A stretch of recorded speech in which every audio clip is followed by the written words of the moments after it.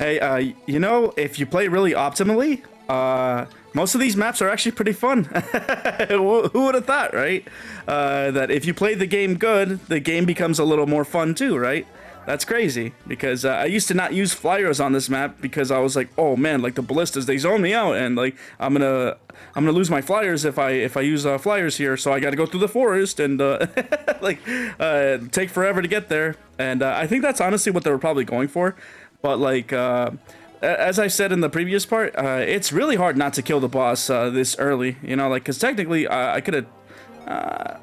Technically, I could have sent my lady like a turn earlier to go whop him, but again, I want to show off the frozen river. It's a nice little cute gimmick. I mean, that's the whole, you know, it's literally the title of this this chapter, right? So might as well show it off. And yeah, like honestly, like I've really grown an appreciation for this game so much just playing it. Like I know a lot of people rag on it for very good reasons, I might add. Because like, yeah, there is a lot of bullshit. I'm not gonna lie to you. There is a lot of bullshit with this game that really, takes you out of the game. But, oh, okay. I was like, where's Roy? Oh, I gotta, unfuck this. But, no, yeah, like, honestly,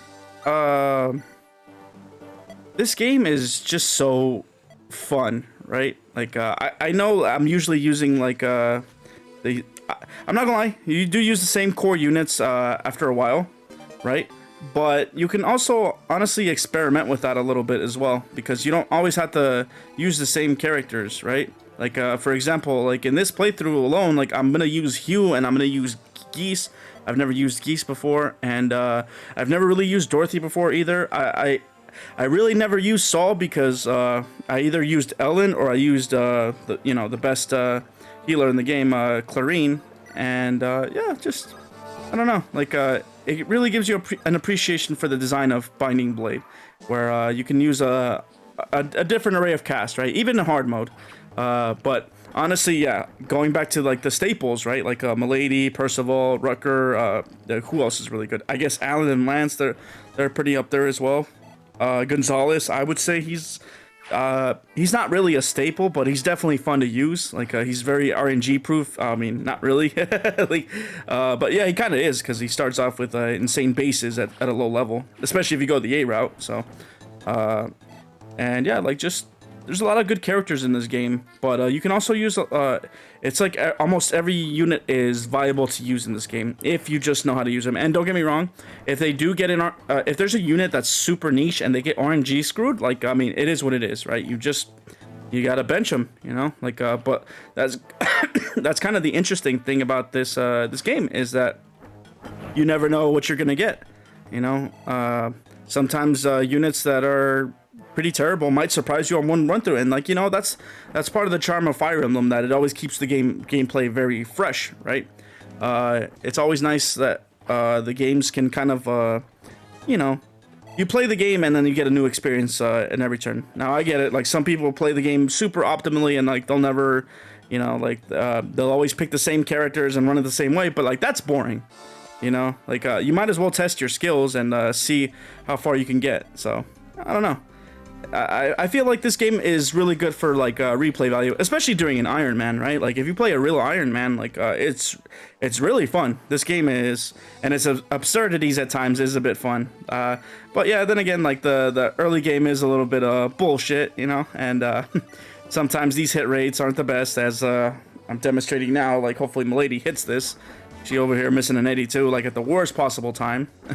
And technically, if I missed and that guy crit me, I would have died right there. So like that would have been funny. That's definitely a Fire Emblem moment right there.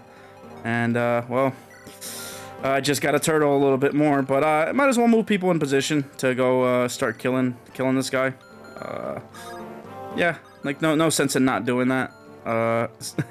Sorry, I'm just trying to figure out what's the best way to like perfectly like kill this guy, because yeah, like I said, like you can finish this map relatively fast. Like in fact, I was actually having such a blast in the last episode. I was thinking of like making both these parts 15 minutes, but I just got so carried away with this game that like I ended up playing just a little bit more. And yeah, it was I love this game. I really do. Like I think it's definitely tailored to my sort of gameplay. But don't get me wrong, like I think if FE7 was a little bit harder, I would definitely prefer FE7 over this.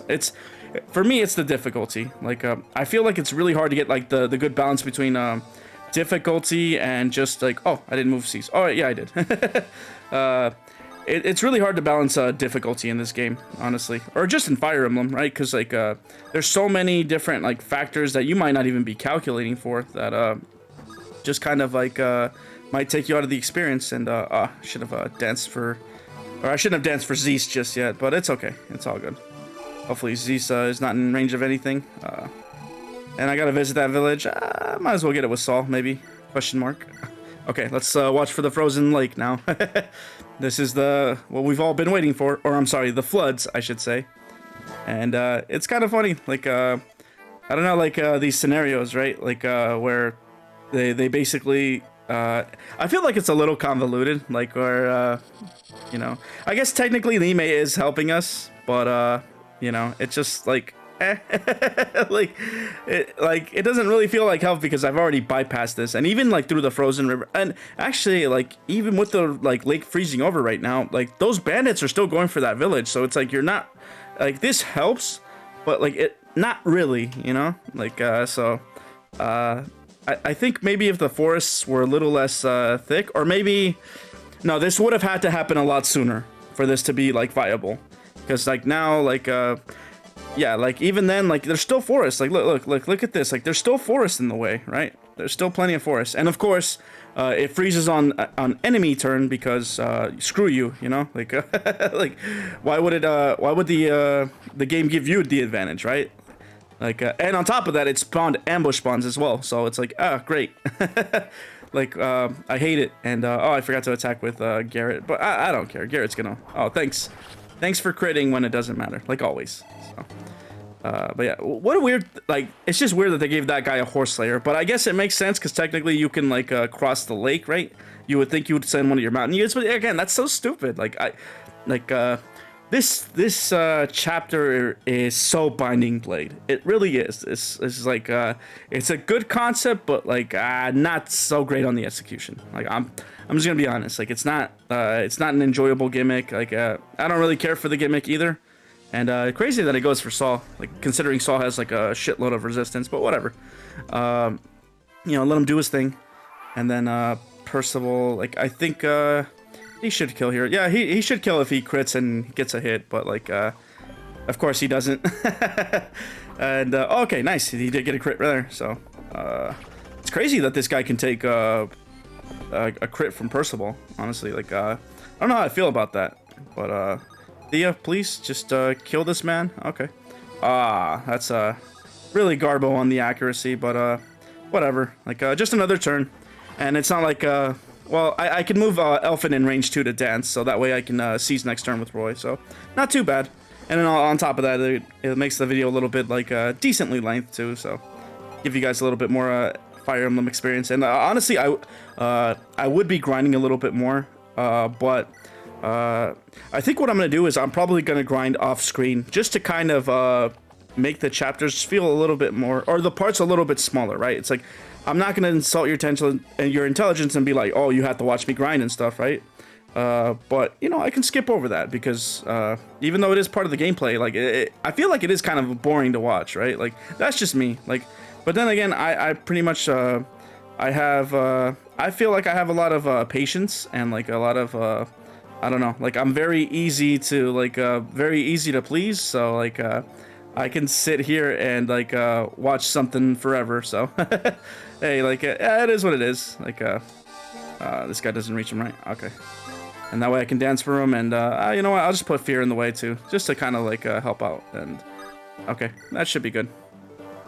And yeah, well, I'll kill this guy next turn if he doesn't attack Percival, which he's probably not going to, because like he's gonna prefer purging, so that's kind of good. But honestly, I would prefer that he attacks Percival, so that way I could just kill him like on the next turn. Like I'd just be like, all right, let's just get this over with.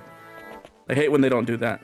And like, bro, what's wrong with you? Like, like, yeah, Percival, teach him a lesson, bro. Like, kill this clown, bro. Like, overkill this dude. I'm glad he was just at 1 HP and he got hit with 75 damage. Like, that should show you how stupid of that move that was. And again, Saul has like an insane amount of resistance, and actually the fact that he's doing 12 damage to Saul is actually pretty impressive. But I don't know. I feel like there'd be better targets. Nice, Thea. You remembered you can crit. So, yeah. It's just the same. Like, damn, this game is like...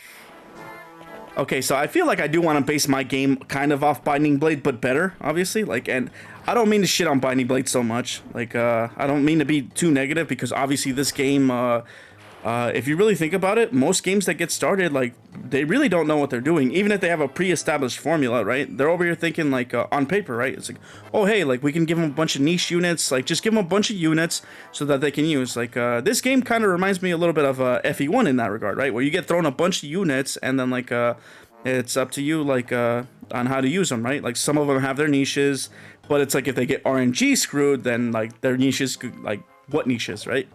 Like, so... It's, again, one of those things, Binding Blade is the epitome of great ideas, terrible executions, so... But it's okay. It's all good. And thank you, Percival. Like, thank you for not making me, bro, like, you're dumb, bro. You over here thought you did something. You're like, oh, hey, I got him, I'm a GG easy clap him, and oh my god, like, oh my god, Percival. Bro, like, that's a really good level up. It's a really shame that you're not going to get that level up in Sakai, so whatever. I'll drop off right here so that way we can seize and then get the hell up out of here. Because, yeah. Oh, actually, I'll visit this village too with Saul. Might as well. Because, you know, she's got to show off the game, right? And I think this is really cute. Like, just like, you know, this girl's like, this is worthless to me. And, like, you get a guiding ring, so that's pretty cool. Like, but again, like, what's with these, like these promotion items so late, man? It's like, we're basically towards the end of the game already. Like, why are you giving me promotion items still? Like, I should have been had this. So, and, well, there we go. Like, Nime's gonna explain to us, like, why she's, here and stuff, right? And, man, like, it's the little things about Binding Blade that I really enjoy, right? Like, and again, this is the same dialogue that we're gonna see, like, in Sakai, so, like, I'm not really trying to, like, you know, read this at your own thing, at your own pace, right? But, yeah, like, I really like, Nime and Yodel's, like, relationship. It's just so... My god, man. Like, just think about that, right? Imagine you were, young lovers, right? Then you broke up because you guys couldn't see each other's point of view, and then you both kind of dedicated yourselves to different paths, right? And the fact that, like, Yodel became a bishop and Nime became a druid, right? And, you know, like, the type of lifestyles that they lived, right? Like, where they're so close yet they're so far apart, you know? It's just crazy to me. Like, that's, I don't know. That's just real raw emotion, and, like, I don't know. Like, it's stuff like that that makes me, like, that's what really hooks me to video games, is stories and, like, interesting stuff like this, right? Because, like, I do like FE6 story. It could be a little bit, like, you know, like, bland at times, I'm not gonna lie, right? But it's perfectly serviceable, and again, like, if you really understand, like, what's going on, right? And, like, if you look past the, like, oh my god, the heroes get a lucky break all the time, and, like, all this, like, you know, like, they're basically kind of tearing through with a little bit of ease. Like, don't get me wrong, they could have added a little bit more suffering, but you know what, I'll save that for another time. Yeah, hit that like button if you enjoy what I do, and I'll catch you on the next part. Take care.